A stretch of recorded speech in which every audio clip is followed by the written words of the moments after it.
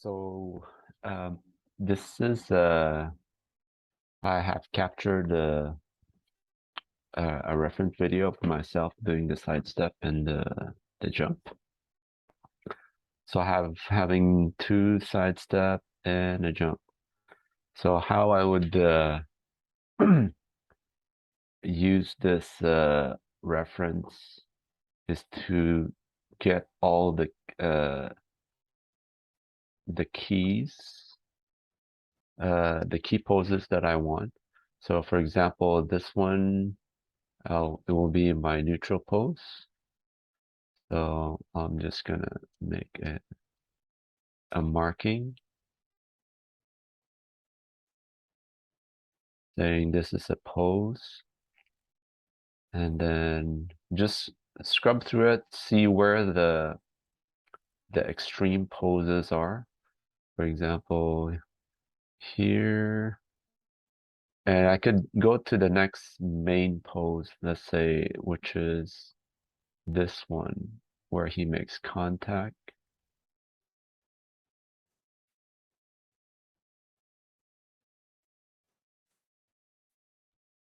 And then back here.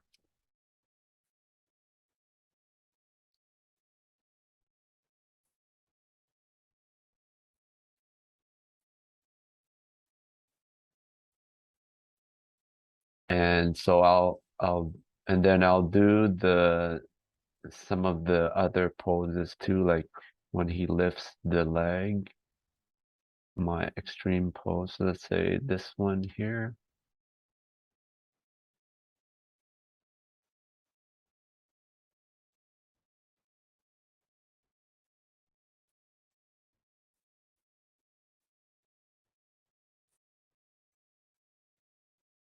And maybe this one here. This will be like a breakdown when he shifts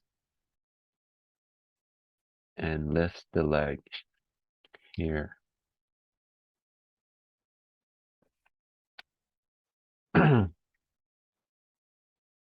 So it's just basically looking at the movement when I shift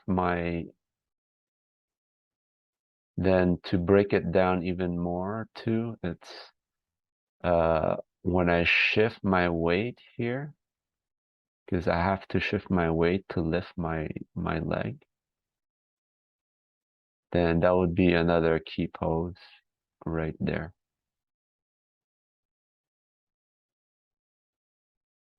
So about here, 18. Actually, I can even change this to like a different color. So I know this is a kind of like a breakdown pose.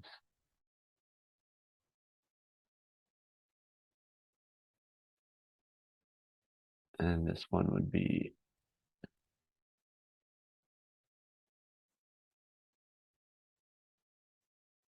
actually I'll keep it the same color, the same, doesn't matter. But it's good to know where the main poses are. When you weight shift, and over here when you settle, that would be another key pose too. There's a bit of movement dissipating there. And then we'll do the same thing here. So here's my key pose and another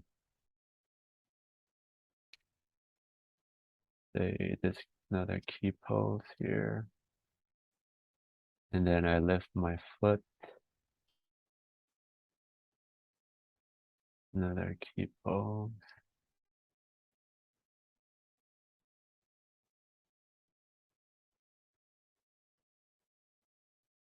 And then when I make contact,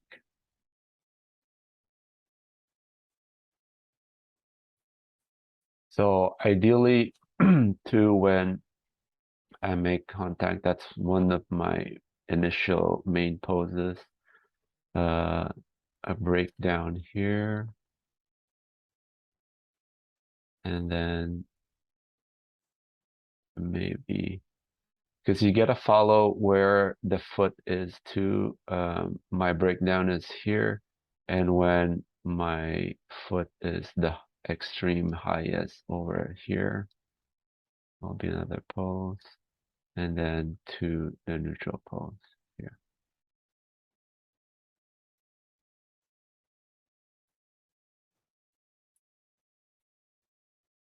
Okay, so you gotta take into account too, for example, when I shift my, when I take the side step, here, my toes are still touching here, and then I shift my weight, my right foot is now kind of pushing off.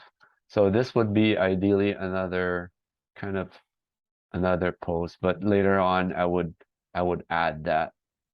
Okay. But we can I can I can do that right away too if you want. Like so this would be the other pose.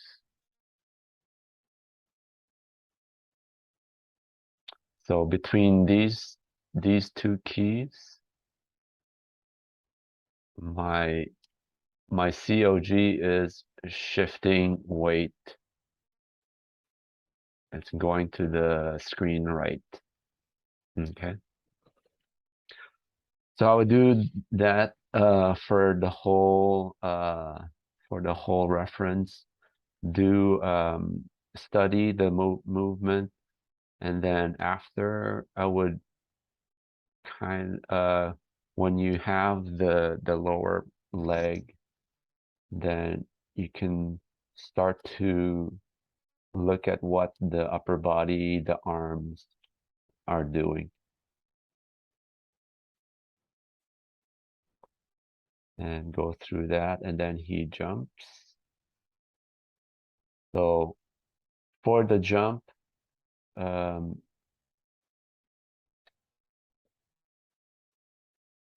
there would be the anticipation right here.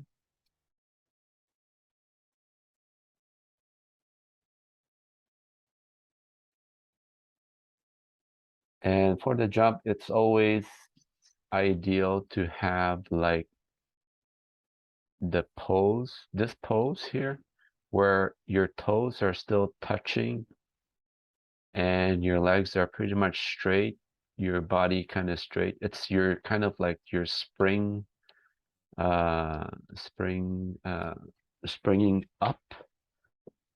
Uh, this is very important because if you miss this keyframe, um, you will kind of sometimes it won't show that you're pushing off. So this is ideally like the pushing off keyframe or key pose. And then I go up to my extreme and then come back down. So I would just key this one for now, but here I would have another breakdown where my toes is starting to touch. And then I absorb the impact and then go back to my neutral position. Okay, so I'll do that as a like a study, and then I would do the side view. I also captured myself for the side view, so I would do this exact same thing.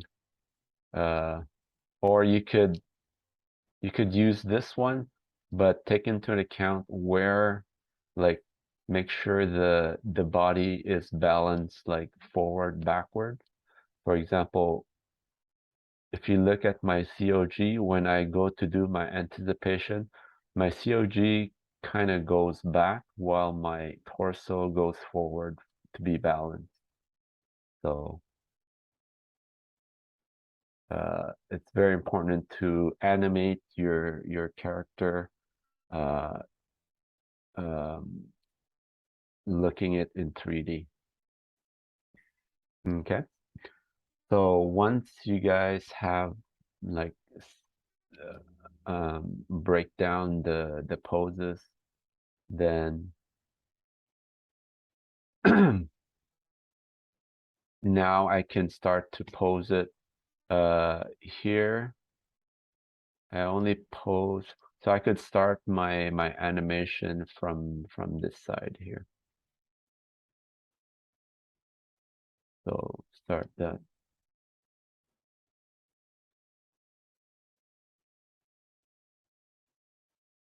Start it from here.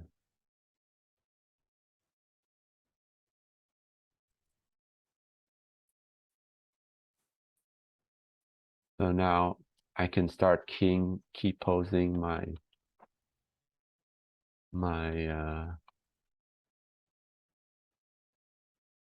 my keys, and I would do it like one after the other without the timing. Everything, all my keys, every key, every key or every control is keyed. Okay, so the reason being I do that is to just simplify it, so I don't have keyframe controllers or arms or limbs or body parts kind of floating as I go along. This will simplify the blocking a lot. And always check for in 3D view too. Make sure it's balanced. He's not leaning too forward. Let's say you know, like if it's leaning forward like that, it's not balanced. So make sure everything is balanced uh, in 3D. Okay, so I'll leave you with that, and then I'll next video I'll show with the a bit more of the blocking plus the for the timing.